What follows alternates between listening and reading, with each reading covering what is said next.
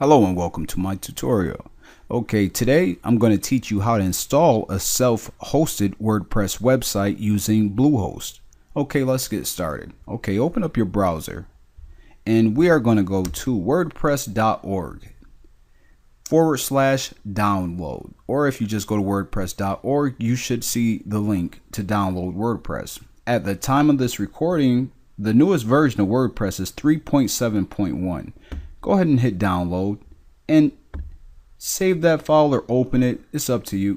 Just download the file to your computer, and as you can see, it download WordPress. Okay, now what we can do, if you want to easily keep track of it, make sure you save this folder in a place that you'll remember, such as your desktop or wherever else you feel comfortable. Me, I'm going to place it in my desktop just for the sake of this tutorial. So let's go ahead and place it on a desktop. Now I already have a folder there, so I'm just going to go ahead and close this box. And if you haven't done so, next I need you to download FileZilla. FileZilla is the way that you're going to communicate with your server. It's called an FTP client, stands for File Transfer Protocol. And you will send files up to your server and you can pull files down from your server. Now, if you're wondering what a server is, we're going to use Bluehost as our server. A server is just a place that stores your files for your website. And when somebody types in your website name, www.yourwebsite.com, then your server delivers that website to them based on the files that you have on the server. Okay, so now let's go to Bluehost. Now we have to create an FTP client, FTP account. I'm sorry, because we have to have an account that we can use to connect FileZilla to, that we can use to upload and download files back and forth from the server. Okay, so let's go to Bluehost. If you log in, if you're using Bluehost and you logged into your Bluehost account, you're going to see a similar page to this when you log in. Now, I'm sorry, well, the home page looks a little different, but anyway, you're going to see a cPanel. Now, in order to create a new FTP account, you have to go here to this FTP tab under this hosting menu item. So you go to hosting and then you come down here to FTP. Choose FTP. Okay, now you can go ahead and enter your FTP account, your desired name. Keep in mind though that this is also part of that FTP account that you would create, and enter your password twice. Okay, and your directory is going to be where your website is going to be located on your server. Now, this is the default directory for the server. Now, if I was going to host more than one website, then I would have subfolders in here. But if this is going to be your only website on your server, or even if not, you still can add subfolders for your other sites later. But just go ahead and make sure you enter public HTML in that box. Okay, because by default, Bluehost stores your website files in that subdirectory public_HTML. Okay, so I'm not going to create an FTP account because I already have one, but like I said, you can make this login whatever you want. Just remember it. And again, you can make this password whatever you want. Just remember it. I recommend making a strong password using this password generator. And matter of fact, let me show you how to use this password generator. So if I click on password generator, all you have to do, make sure you select that and copy it to your clipboard on your computer, which is Control-C on Windows or Command-C on Macintosh. And all you have to do is check this box. I have copied this password in a safe place. You can write it down. If you want to keep record of it, I recommend that you do write it down because it's not guaranteed you're gonna always have it on your clipboard. And go ahead and hit use password. Okay, so if you see, that automatically fills in those fields for me. Like I said, I already have a FTP account that I'm going to use, and if I scroll down after you're done, make sure you hit create FTP account. Now if I scroll down, you can actually see the FTP account that I've made. I named it temp because I'm going to erase it after this. So, and you know, please don't try to use it. It's not going to work. Okay, so anyway, I have temp at shutterdown.com. That's the FTP account that I made. Okay.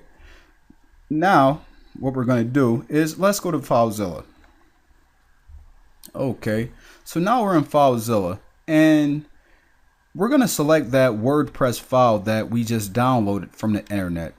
Now, let's go to our desktop where we saved it to.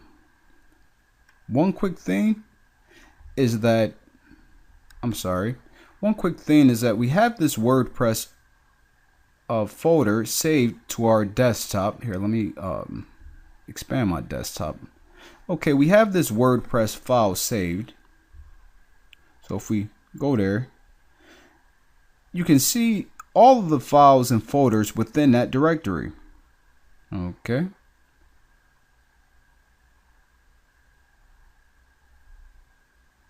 Okay, so on the left side, these are the files on our computer. Okay, on the right side, you see where it says not connected to any server. That's because we haven't connected our FTP account. So what we're going to do is, let's go ahead and connect it. So mine was temp at shutterdown.com and enter your password that you chose. And for the host, you're just going to put the domain name without the www or anything before the name. Just put the domain name .com, .net, or whatever your extension is. Okay, so in my case is shutterdown.com. Okay, and I've entered that FTP account name that I created in Bluehost within the back cPanel of Bluehost, and I also entered the password that I chose, and I hit quick connect. Okay, so as you can see, it did some little funky stuff over here, and it connected to my server because now on the right side I can see the files that I have on my server. Now this is actually my public_HTML subfolder, so I'm already at a place that I can just transfer my files over to that side. All right, so let's go ahead and do that. So let's select WP admin. That should be the first folder for WordPress that you have. And if you scroll down, hold shift and select the last one just to make sure it selects all of the files. Now it's as simple as this. You just click and drag those files over to that side. And as you can see, it starts to copy them. This is going to take a few minutes. And meanwhile, what we're going to do is we're going to go over to Bluehost again, and we have to create a database to use. Okay, so let's go to Bluehost. All right, let's go scroll back to the top. And if I scroll back to the top, I'm going to select databases. Okay, now we're going to create a new, we have 3 steps we have to do here. We have to create a new database. We have to create a database user, then we have to connect the two with each other. Okay, so let's go ahead and do that. Now, keep in mind that I'm just going to use some temporary stuff. So if you try to connect to it, hey, you know, you'll be wasting your time. But anyway, all right, so for my new database name, I'm just going to use temp for right now. Feel free to use whatever you want. Keep it, you can keep it short. I mean, you know, your database name, the password is what has to be secure. So for the new database name, I'm just going to use shutter_temp. Now keep in mind that this is also part of your database name. Whatever you have at the beginning is also part of that. So this whole thing here, this whole thing is your database name. Create database. Okay, and it's created a MySQL database. All right, now I can scroll down. Now I can see under my current databases, I have one database and it's called shutter_temp. Now I have to create a database user. So just to keep things simple, I like to name my database name and my database user the same thing. Okay, so let's go ahead and use for the username shutter_temp. Same as I name my database name, but this is the database user. Okay, now, as I once said, this is all temporary information, but I'm going to go ahead and use your password generator. To generate a password, select that, copy it to my clipboard, and I'm going to use that password. Okay, feel free to put in any password you want. I do recommend using the password generator because it creates a very strong password, and you want a secure password because you don't want hackers getting into your site, and your database is a very important part of your site, and if a hacker gets access, oh man, he can do a lot of damage. All right, so let's go ahead and hit create user. All right, so that creates a new database user with the following password. I already have that copied to my clipboard, so let's go back. All right, so now I've created a new database. I've created a new database user, but I'm not done yet. Now I have to add a user to the database. As you can see down here, I have my current user shutter_temp. Add user to database. What user, what database? I named both of them shutter_temp. So let's go ahead and add that. Now, since shutter_temp as a username, of course, is my actual website, I want to give it all privileges. So just go ahead and hit all privileges. It should check all the boxes. Make changes. Okay, and it says user shutter_temp was added to the database. Shutter_temp. All right, awesome. Now, what we have to do is we have to change one file within our installation. So let's go ahead to FileZilla and see if everything is done uploading so I can show you what I mean. Okay, and everything is still working, so I'm going to go ahead and pause it for a second and I'll be right back with you.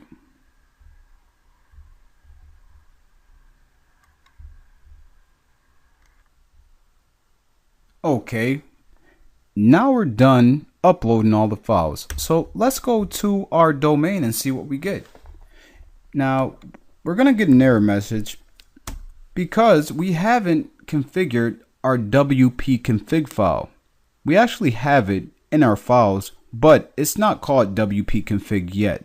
It's called WP config sample. Now, it's a couple ways we can go about creating this file. Now, we can hit create a configuration file, which will take us through a couple steps to create the configuration file, but we're just going to do it manually. You can feel free to do it this way. The reason I want to do it manually is because I want to create a salt, but I'll show you exactly what I'm talking about. So let's go to our desktop where we have WordPress. All right, so let's go to our WordPress folder. And as you can see here, we don't have a WP config file. We do, however, have a WP config sample file. So if you right click on that and go to open with, now, I don't know what you're using, but you can open it with something like Notepad, WordPad. Those are standard programs installed, I think, on all Windows computers, or if you're in on a Mac, you might have TextEdit or something along the lines of that. Me, myself, I use Sublime Text, but just to keep everything simple with this tutorial, I'm just going to use what you might use, and let's just use Notepad. Okay, so here goes Notepad. And let me expand this to make this a little bigger so we can see what's going on here. Now, as you can see here, it asks for a few things, nothing too complicated. Okay, the first thing it's going to ask for is your database name. So let's go ahead and highlight where it says database name here, and let's enter our database name. So if you recall, I used shutter_temp, and I also use the same thing. Just going to copy that, I use the same thing for my username. Okay, and our password. Okay, I apologize for that. 1 second. Okay, so we're gonna go ahead and enter that funny looking password that we saved when we were creating the database in the in the cPanel for Bluehost. Okay, so let's go ahead and enter that there. And for the host, we can leave that. Now, if you're using Bluehost, you can leave that as localhost. Now, if you're not using Bluehost, I know some of the other providers, they create host names for you, but Bluehost just keeps it localhost and keeps it simple for us. That's why we love Bluehost. Okay, and we're gonna go ahead and scroll down. You don't have to pay any attention to these. All right, now down here, you definitely want to set this stuff for security reasons. Now, in order to get the information to place here, you have to highlight this URL. It starts with HTTPS and it ends after the word salt. So let's go ahead and let's copy that. I'm sorry. Let's go ahead, copy that into our browser.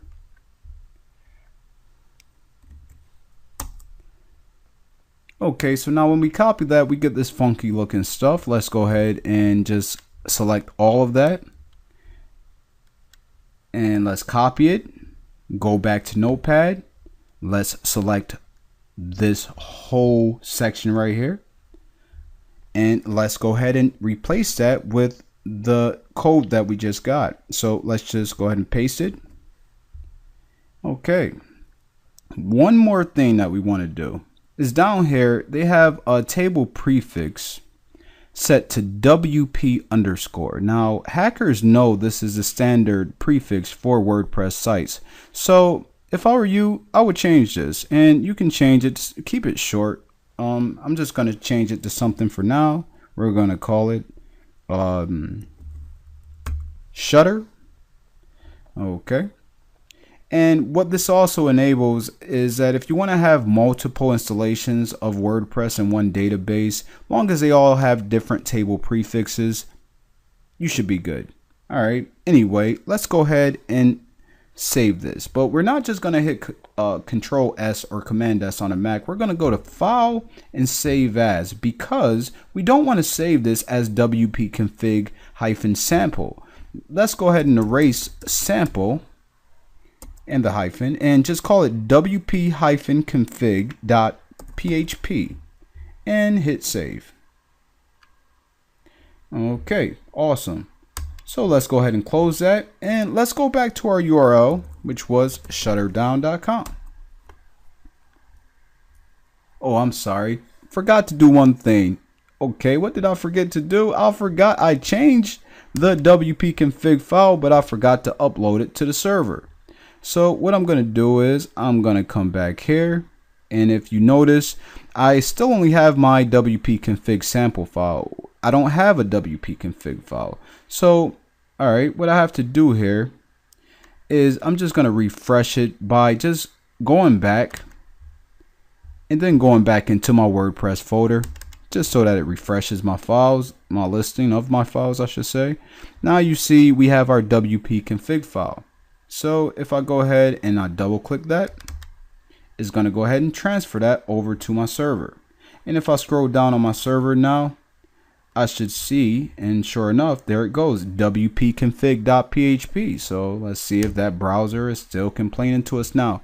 We have shutterdown.com. We hit enter. Okay, perfect. Now, this is your welcome screen for WordPress. Go ahead and enter your site title. Mine is going to be Shutterdown Charlotte Photographer. Enter your username. Now, this is what you're going to use to log into your website every time you go on your back end. So make sure you keep track of your username and especially your password, even though it can be reset. But for my username, of course, I'm going to use temp. And if you try to use it again, I'm only creating this as temporary. So okay, for your password, now create a strong password, something you can remember, but make sure it's strong. I would use a capital, a lowercase, some type of special character in there, because this is a part of your website that hackers are going to try to hack if they can find, first of all, where it is. And I'm going to show you how to change that too. I don't know if I'm going to do that in this tutorial, but I'm going to show you how to change the default WP admin URL, and I'll show you exactly what I'm talking about. But go ahead and create a password.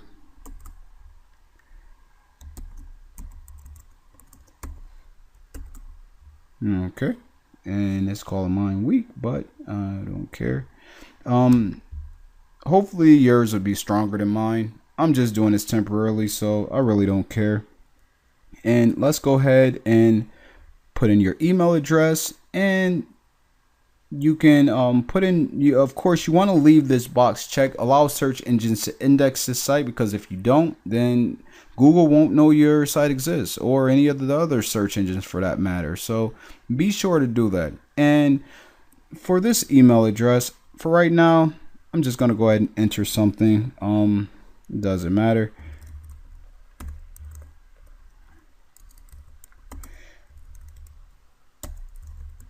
Okay, and go ahead and hit install WordPress. Okay, success. WordPress has been installed. Were you expecting more steps? I think we've been through enough. Okay, so as you can see, it set my username to temp, and it set my password to the password that I entered. Okay, now let's go ahead and log in. So I already hit remember password, so my stuff is already pre-populated, but go ahead and enter whatever username you chose there, and enter whatever password you chose, and hit login. Voila, you now have a dashboard. This is your backend where you're going to take care of all of your customizations for your site. If you click up here on the name of your site, it'll actually take you to your website. It's not the prettiest thing in the world right now, but I mean, it's pretty awesome. Believe it or not, WordPress has made some a lot of improvements to the way their default theme looks. Now, I'm also going to teach you how to customize your site and how to add plugins. Now, I'm going to save that for the next video. So if you just stay tuned, I'll be right back with you.